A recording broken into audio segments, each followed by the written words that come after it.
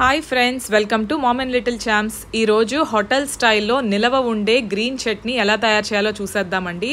ఇది same tiffin సెంటర్స్లో పెట్టే గ్రీన్ చట్నీ స్టైల్లోనే ఉంటుంది. ఇది నిలవ కూడా ఉంటుందన్నమాట. సో దీనికి కావాల్సినవి ఫస్ట్ చూసేద్దాము. దీనికి నేను 3 ఇంచుల అల్లంని యూస్ చేస్తున్నాను, ఇలా ఒక పెద్ద ముక్క. తర్వాత ఇందులోకి ఒక పెద్ద సైజ్ నిమ్మకాయ అంత చింతపండు యూస్ చేస్తున్నాను.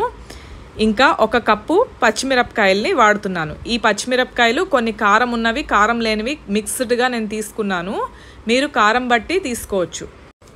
ఇందులో ఇలా కొంచెం లావుగా కనిపించేవి పెద్దగా కారం లేవండి, కొంచెం సన్నగా ఉన్నవన్నీ బాగా కారంగా ఉన్నాయి.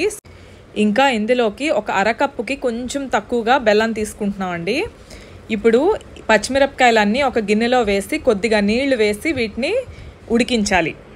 పచ్చిమిరపకాయలు ఈ రకంగా ఉడకడం స్టార్ట్ చేసిన తర్వాత ఇందులోకి మనం తీసుకున్న 3 ఇంచుల అల్లం చిన్న ముక్కలుగా కట్ చేసి వేసేసుకోవాలండి. ఇంకా చింతపండు, బెల్లము కూడా ఇందులోకి వేసేసుకుని ఈ రకంగా దగ్గరికి వచ్చేంత వరకు వీటిని ఉడికించుకోవాలి.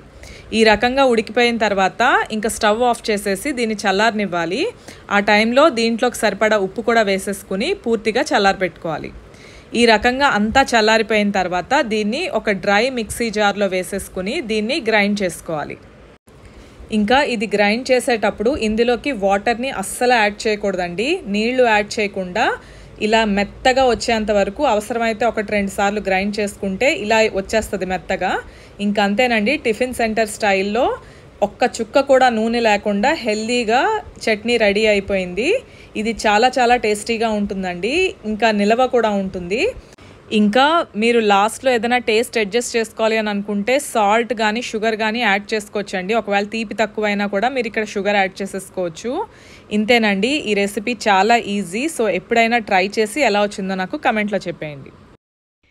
ఈ వీడియో మీకు నచ్చినట్లయితే please like, share and subscribe. Notifications కోసం పక్కనే ఉన్న బెల్ సింబల్ క్లిక్ చేయండి. Thank you so much for watching and next వీడియోలో మళ్ళీ కలుద్దాం.